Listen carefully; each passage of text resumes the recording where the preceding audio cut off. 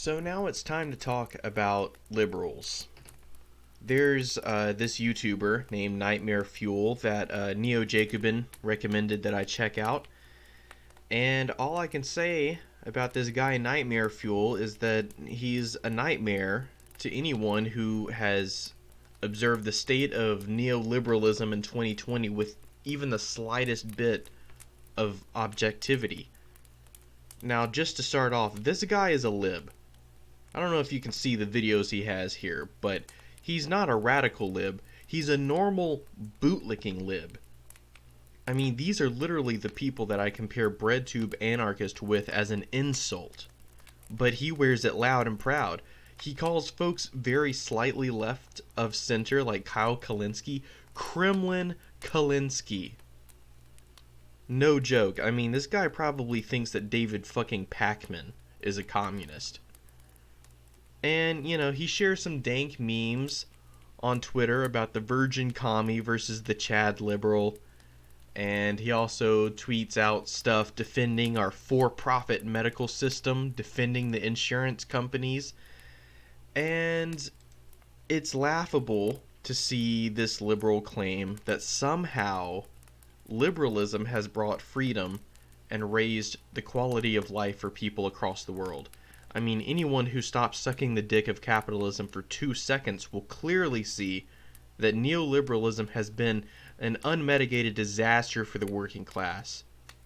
It was neoliberalism that destroyed the labor movement, outsourcing jobs to the third world, where the workers there are brutally exploited, and local markets cannot hope to compete with these big international conglomerates.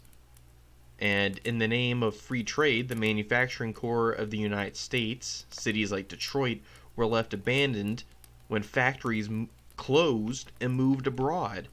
And at the same time, neoliberal politicians ruthlessly crushed the labor movement in America, and it's never recovered. Wages have remained stagnant for decades while the cost of living skyrockets.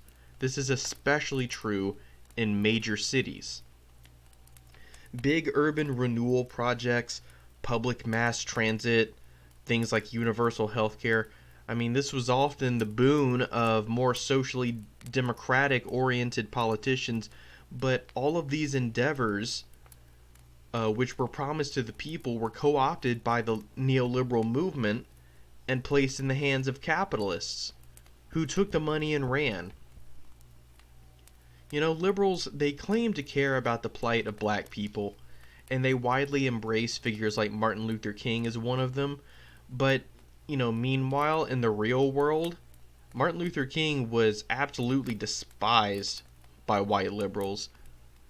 Liberals claim to care about women, they claim to care about LGBT people and immigrants, the working class in general, but for all of their posturing, liberal intersectionalism is hollow and devoid of any truly revolutionary changes for these marginalized groups. So let's get something straight. I mean, liberals, they're the stooges of capitalism, full stop. They don't care about the workers, they don't care about women or black people or trans people or anybody. They care about the almighty dollar. That's not to say that all liberals are capitalist, far from it. I mean, Nightmare Fuel is probably a working class individual. And yet, he somehow believes that neoliberal politics have brought him more freedom and a greater standard of living. I'm not going to make any wild guesses or assumptions about Nightmare Fuel's material conditions, but try asking the people of Detroit, or Memphis for that matter, how well capitalism's working out for them. Ask the people who are now out of the job due to coronavirus and have no means to pay their rent how well capitalism is working out for them. To be a shill for neoliberalism in the time of coronavirus is to bury your head so far up your ass that neither oxygen nor logic flows to your brain. This is a person whom, in the midst of a global pandemic where thousands of people are dying, is still shilling for the insurance companies. Liberalism is absolutely sociopathic. It would see tens of thousands of people go without medical care and die like dogs on the street rather than slightly challenge their bourgeois masters. Liberalism didn't save the working class, it sold them up the river. And as much as I like to rip on breadtube anarchists and social democrats on this channel, at least they admit that there's a problem with the status quo. I mean, at least they can see through the hollow virtue signaling lies of establishment goons like Hillary Clinton and Michael Bloomberg. The brainless liberals, on the other hand, gobble up bourgeois propaganda like a chud gobbles up mommy's tendies. And it's almost impossible to debate these folks. Forget about it. This dude called Kyle fucking Kalinske a communist. Like, he even knows the difference between the bourgeois and the proletariat. I mean, he probably couldn't even tell me Karl Marx from Groucho Marx. And of course, there's just the endless liberal parodying of bourgeois anti-communist propaganda. So, does this dude honestly think that capitalism is doing a good job with the coronavirus? I mean, at least evil socialist China has got their shit under control. Is the fucking Andromeda strain over here? Seems to me like communist China is doing a much better job than the shitty US government. At least Xi Jinping thinks that this virus is fucking real. It took Trump months to take this shit seriously.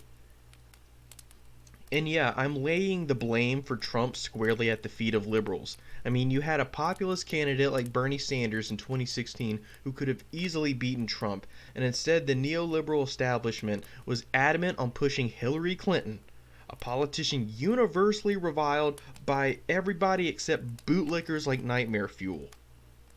Under the guidance of these neoliberal politicians, the Democratic Party continued to push for the expansion of free trade, imperialism, labor crackdowns, the expansion of the police state and the war on drugs. They pioneered the use of drone strikes. They sanctioned and opposed people's revolutions and progressive movements in the global south. They continued the apartheid state of Israel. I could go on and on. The overwhelming smugness of liberals is something that I think all non-liberals can agree is extremely off-putting. How liberals pitch their ideology as being realistic and based on human nature, and condescendingly refer to leftists as LARPy college kids who will, eventually grow out of their socialist phase once they stop relying on mommy and daddy. I mean, the irony is that if anything, it's neoliberal politics that are keeping those, quote-unquote LARPy college kids reliant on mommy and daddy, because the job market's crashed, school, cost a shit ton of money for tuition and books, and the cost of living's gone way up. The rent's too damn high. Oh, and, also insurance costs a shit ton. So, yeah, liberals don't give a shit. I mean, they'll tell you that the status quo is the best system there's ever been, and that to try anything too drastic would be a disaster. They're the living embodiment of this meme right here, of the guy saying, "Yet you participate in society. Curious. I am very intelligent." Communists for decades have called out the blatant falsehoods and contradictions of neoliberal capitalism, and while the house burns around them, the liberals think the system is fine and absolutely working as intended. They bury their heads in the sand and lick the boots of their bourgeois masters, sitting on their high horse, pretending to be more enlightened than everyone else. I mean, their smugness is only matched by their complete inability to see the forest for the trees. Only the communist movement can bring forth actual revolutionary change that will address the problems of racism and sexism and other forms of bigotry. Because these prejudices are a product of bourgeois culture. Liberals pretend like they want change, but they want stasis. They want the status quo. The bourgeois remains the ruling class, and the apparatus of state power is catered exclusively to the needs of the ultra-rich. Liberals think this is a great system. They would see the overwhelming majority of society subjected to capitalist exploitation while our military is used to pillage the global south. Liberals are the antithesis to class consciousness. It preaches political apathy, that voting is the end-all be-all of political action. Maybe the occasional lawful protest. Liberals constantly virtue signal, claiming to be anti-racist while supporting imperialism and a war on drugs. Claiming to be pro-women, but in reality, they're only pro-bourgeois women. They could care less about women at the bottom of society, and they'll view sexism as being solved when a woman becomes the president, in the same way that they believe that racism was solved because we had elected a black man as president. Liberals don't care about working women, single mothers, prostitutes, or stay-at-home mothers, because they reject social programs that would bring relief to them. They push back against paid maternity leave, and they find themselves endorsing, in this case, an accused rapist for president like Joe Biden. So to highlight the sociopathy of liberalism, look at how they use the accusations of sexism to bludgeon their progressive rivals like Bernie Sanders, a candidate whose policies would greatly benefit women, especially women of color, keep in mind. And in the mind of liberals, it's better for women if Hillary Clinton won rather than Bernie, because Clinton is a woman. This is completely ignoring the fact that Bernie's policies are actually better for women. So this is just to show you how shallow their intersectionalism really is. It's puddle deep, ladies and gentlemen. Liberalism is an insult to those who actually care about the issues of racism, sexism, and other forms of systemic discrimination, and I find it uniquely hypocritical that they criticize candidates for being men, for being white, for being straight, but they don't bring up the most crucial thing, namely their wealth. It's fashionable to call out a candidate for their male privilege or white privilege or cis privilege, but it's completely taboo to bring up a person's class privilege. A privilege which takes primacy over all others in our society. But all of a sudden, it's rude to call out the wealth of someone like Mike Bloomberg. It's viewed as an insult to call him an oligarch, something which is obvious. I mean, if liberals truly cared about addressing systemic inequality, class privilege would be the first thing to be questioned. To combat real social progress in the form of a proletarian revolutions, liberals support fascists. This has been proven time and time again. These quote-unquote woke Democrats would rather back an ultra-nationalistic far-right politician than support a socialist revolution.